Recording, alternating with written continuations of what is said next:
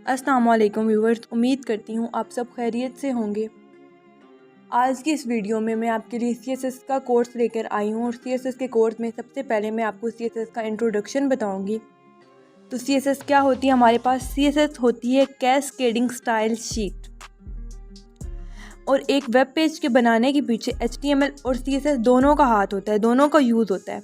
HTML से हम एक वेब पेज का स्ट्रक्चर तो तैयार कर सकते हैं, मगर उसका डिज़ाइन नहीं तैयार कर सकते। डिज़ाइन तैयार करने के लिए और उसको अट्रैक्टिव बनाने के लिए कि हमारी जो वेबसाइट है वो अट्रैक्टिव लगे, तो अट्रैक्टिव बनाने के लिए हम CSS का यूज़ करते हैं। HTML और CSS दोनों एक साथ ही यूज़ होती हैं। और एक बात और कि हम HTML को तो यूज़ कर सकते हैं CSS के बगैर, लेकिन CSS को HTML के बगैर यूज़ नहीं कर सकते, क्योंकि हम CSS को HTML के ऊपर अप्लाई करते हैं, इसलिए हम CSS को HTML के बगैर यूज़ नहीं कर सकते। HTML और CSS ये दोनों एक कंप्यूटर लैंग्वेज है और बहुत ही ज़्यादा आसान है, बहुत आसान है ये। इनको लिखना भी बहुत आसान है और इनको कोड करना भी बहुत आसान है और इनकी आउटपुट चेक करना भी बहुत ज़्यादा आसान है। तो आगे हम इसकी कुछ एग्जांपल्स देखेंगे कि कैसे आसान है और हम इसको कहाँ पे लिख सकते हैं और इसकी आउटपुट कहाँ देख सकते हैं, और इसकी डेफिनेशंस भी देखेंगे। डेफिनेशंस हमारे पास है HTML and CSS have a huge hand behind the techniques of creating the web page. किसी भी वेब पेज को क्रिएट करने के लिए HTML और CSS का बहुत बड़ा हाथ होता है। Using the HTML the web page gets a shape. HTML को यूज़ करते हुए एक वेब पेज शेप तो हासिल कर सकता है, but using CSS the web page gets a new and attractive look. मगर CSS को यूज़ करने से क्या होगा कि उसकी न्यू और अट्रैक्टिव लुक होगी। हमने HTML को यूज़ करके उसके स्ट्रक्चर तो बना लिया, लेकिन उसको खूबसूरत नहीं बनाया। अब हम दूसरों को तो तभी अपनी वेबसाइट से इम्प्रेस कर सकते हैं जब हमारी वेबसाइट खूबसूरत होगी। तो हमने अपनी वेबसाइट को खूबसूरत कैसे बनाना है? हमने CSS का यूज़ करना है और CSS का यूज़ हमारी वेबसाइट को खूबसूरत बना देगा। CSS से हम मुख्तलिफ डिज़ाइन अप्लाई कर सकते हैं अपनी HTML की फ़ाइल से, और उसको बहुत सी जो है हम प्रॉपर्टीज़ उस पर लगा सकते हैं, जैसे कि background colour, text size, font size. हम उसका सब कुछ जो है वो चेंज कर सकते हैं। उसके बैकग्राउंड पे इमेज लगा सकते हैं, बैकग्राउंड इमेज की पोजीशन सेट कर सकते हैं। तो इस तरह से हम CSS को यूज़ करते हैं।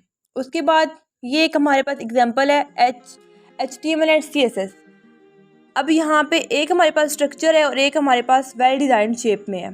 तो स्ट्रक्चर मीन्स क्या है कि HTML ने हमारी जो फाइल होगी, जो हमारा वेब पेज होगा, उसको स्ट्रक्चर तो दे दिया, लेकिन सिर्फ स्ट्रक्चर और सिर्फ शेप से तो वो बहुत बुरा दिखाई दे रहा है। उसको खूबसूरत बनाने के लिए हमें क्या चाहिए? CSS चाहिए। तो जैसे ही हमने उस पर CSS अप्लाई की, वो बहुत ही अट्रैक्टिव हो गया।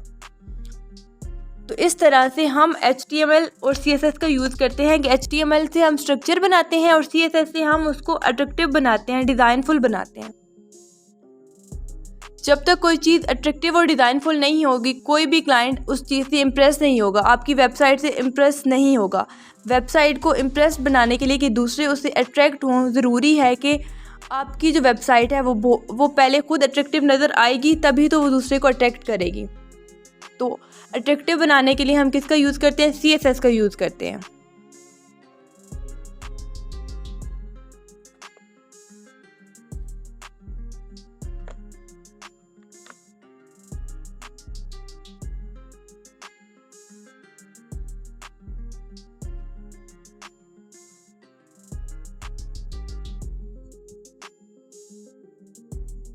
उसके बाद बात आ जाती है कि हम CSS को राइट कहाँ पे कर सकते हैं। वेयर वी राइट CSS, कि हमने CSS को लिखना कहाँ पे है।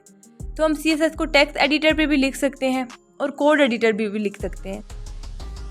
इन पे लिखना बहुत ही आसान है। CSS को लिखना बहुत ही ज़्यादा आसान होता है, CSS और HTML दोनों को लिखना।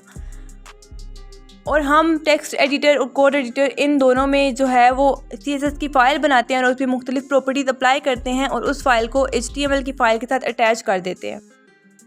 तो इस तरह से हम इन सॉफ्टवेयर पर CSS को लिख सकते हैं। इसके अलावा और भी बहुत सारे सॉफ्टवेयर हैं जिन पे हम CSS और HTML को लिख सकते हैं।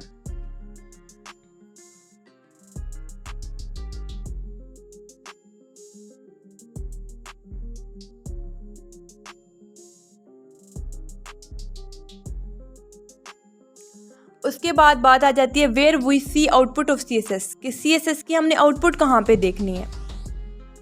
तो हम उसकी आउटपुट जो है वो क्रोम ब्राउज़र पे भी देख सकते हैं, गूगल क्रोम पे, फायरफॉक्स पे भी एंड इंटरनेट एक्सप्लोरर पे भी। हम कहीं पे भी इनमें से किसी पे भी हम उसकी आउटपुट देख सकते हैं।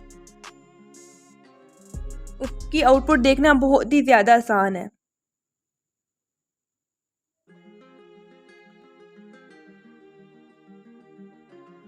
तो इन ब्राउज़र्स को यूज़ करते हुए हम CSS और HTML की फ़ाइल की आउटपुट देख सकते हैं। उसके बाद बात आ जाती है एडवांटेजेस ऑफ CSS के फ़ायदों की बात आ जाती है। तो CSS सेव्स टाइम। CSS क्या करती है? टाइम बचाती है। कैसे टाइम बचाती है? देखिए, हम अपने वेब पेज के लिए एक स्टाइल शीट तैयार कर ली, तो उसी स्टाइल शीट को हम दूसरे वेब पेज के साथ अटैच कर सकते हैं और एक ही स्टाइल शीट जो हमारी होगी उसको मल्टीपल पेजेस को हैंडल कर सकते हैं उसी स्टाइल शीट से। उसके बाद आ जाता है help the page load faster. कैसे पेज लोड फास्टर करती है कि जब हम अपने HTML की वेब पेज में टैग लगाते हैं और टैग के अंदर हम एट्रीब्यूट लगाते हैं, तो CSS उसको हैंडल करने के लिए तो हम CSS में डायरेक्ट टैग को कॉल करते हैं, जिससे वो लोड होने में कम टाइम लगाती है। तो इस तरह से ये लोड होने में कम टाइम लगाती है। उसके बाद है ईजी टू मेंटेन, और इसको मेंटेन करना बहुत ही ज़्यादा ईजी होता है। और प्लेटफॉर्म इंडिपेंडेंट, इसके लिए किसी भी प्लेटफॉर्म की आपको ज़रूरत नहीं होती। देन आपके पास दो वेबसाइट्स हैं, एक विद CSS है एंड एक विदाउट CSS है। अब देखें, ये हमारे पास शॉप्स की वेबसाइट है अमेज़ॉन की, और एक हमारे पास CSS के साथ है और एक विदाउट CSS है।